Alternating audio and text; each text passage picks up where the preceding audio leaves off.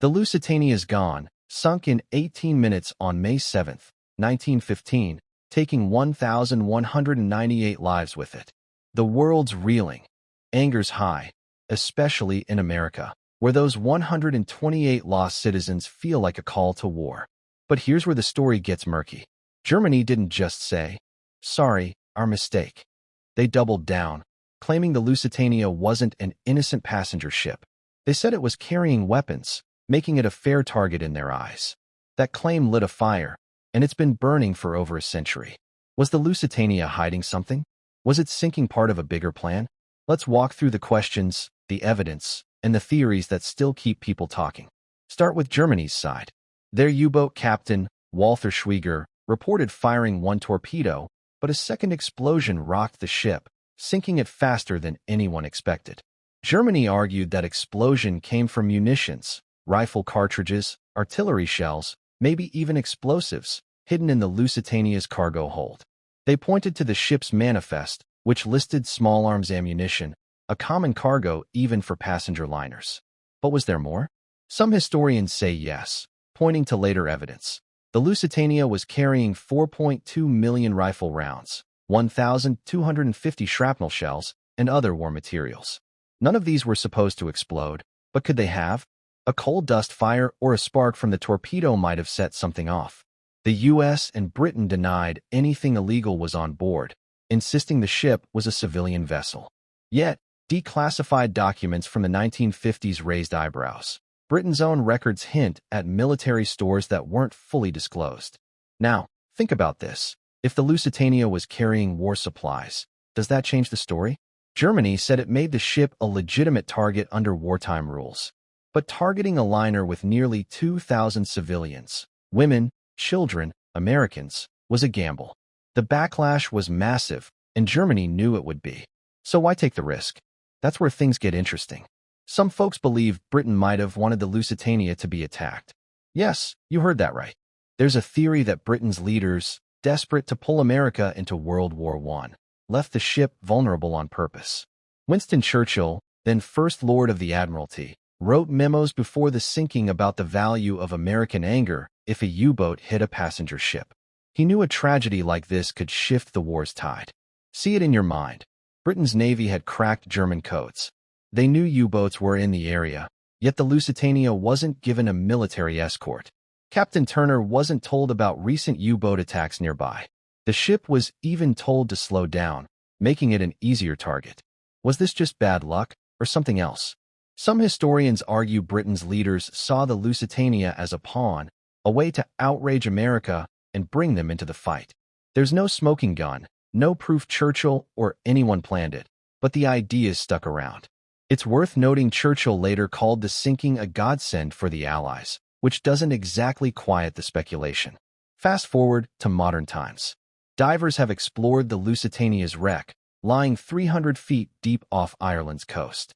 In the 1980s and 1990s, teams found rifle cartridges and shell casings, confirming some of Germany's claims. But no massive explosives, no proof of a secret arsenal. The wreck's condition, badly deteriorated, makes it hard to say for sure. Marine archaeologist Robert Ballard, who found the Titanic, called the Lusitania's wreck a puzzle with missing pieces. Some say the second explosion was just the ship's boilers or coal dust, not munitions.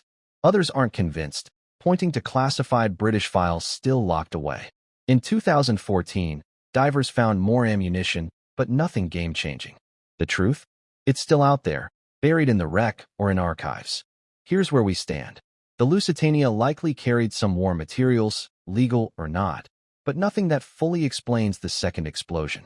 The idea that Britain set the ship up is compelling but unproven, more theory than fact.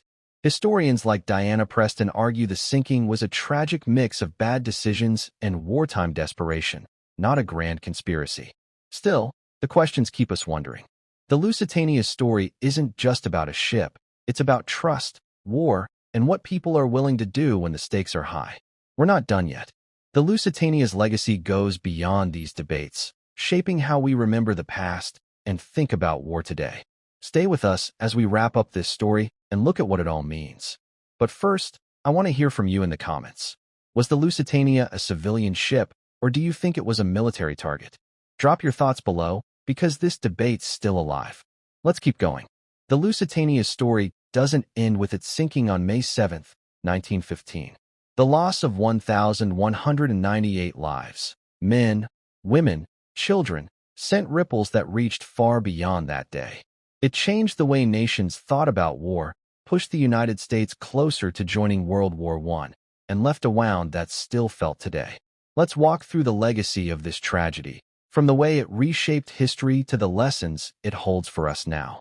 Think about the world after the Lusitania went down. The outrage over those 128 American deaths didn't just fade, it grew. In the U.S., people who once wanted to stay out of Europe's war started to rethink their stance. The sinking became a symbol of what was at stake, a reason to pick a side.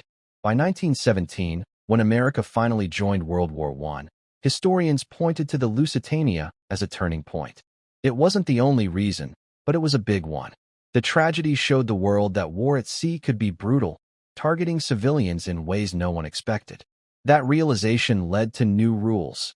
Agreements like the 1930 London Naval Treaty tightened how submarines could operate, trying to protect passenger ships in future conflicts. But those rules came too late for the Lusitania's victims. The human cost left its onus long, too. In Ireland, where the ship sank off the coast of Queenstown, now Cove, memorials stand to honor the lost. The Lusitania Peace Memorial, a striking statue of an angel, watches over the town, a reminder of the lives cut short. In the U.S., plaques and exhibits, like one at the Smithsonian, keep the story alive. Survivors like Margaret Mackworth carried their memories forward, speaking and writing about the horror and heroism they witnessed. Young Paul Crompton, the sole survivor of his family, grew up with the weight of that day, his story a quiet reminder of the personal toll. Communities in Ireland opened their hearts, housing survivors and burying the dead. Mass graves in Cove's Old Church Cemetery hold hundreds, many unidentified. Their names lost, but their stories remembered through local efforts. Imagine now, a small town pulling together to honor strangers. That spirit of kindness in Queenstown shows the best of humanity, even in the face of tragedy. Annual ceremonies still take place there, with wreaths laid at sea and prayers said for those lost. These memorials aren't just about the past. They're about carrying the weight of what happened into the future. The Lusitania story is taught in schools, written about in books, and explored in documentaries, keeping the conversation alive about what it all meant. So what does it mean for us today? The Lusitania forces us to think about the cost of war, how decisions made in distant offices can destroy lives. It's a reminder of what happens when civilians get caught in the crossfire. Look at modern conflicts. Attacks on civilian infrastructure, like hospitals or schools, still spark outrage, echoing the anger of 1915. The Lusitania's sinking also raises questions about trust and truth. Those debates about munitions and motives, are they so different from today's arguments over what's really behind global events? This tragedy pushes us to ask hard questions about war, ethics, and accountability. The Lusitania isn't just a story of a ship. It's a story of people, those who lived, those who didn't, and those who carried the memory forward. It's a lesson in resilience, in how communities come together, and in how one event can change the course of history. We're going to wrap this up soon, but the Lusitania's legacy lives on in every question we ask about the past and the choices we make for the future. Stay with us for the final thoughts on this incredible story. Before we go, I want to hear from you in the comments. What lesson from the Lusitania's tragedy hits you the hardest? Share your thoughts below, because stories like this matter when we keep them alive. Let's finish this journey together.